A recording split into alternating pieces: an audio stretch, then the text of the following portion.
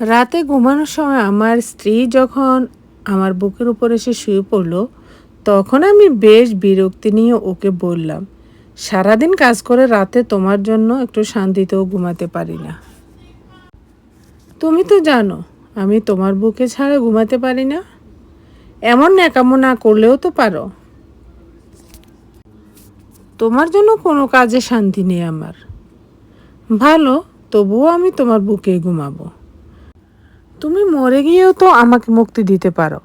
রোজ রোজ এমন অশান্তি আমার আর সহ্য হয় না। এমন একটা বস্তা গায়ের উপর থাকলে কি কেউ ঘুমাতে পারে?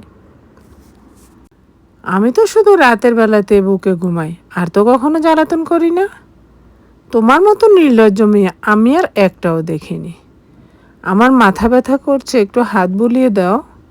কথাটা বলে আমার হাতটা নিয়ে ওর কপালের উপর রাখলো। হাজারবার বলা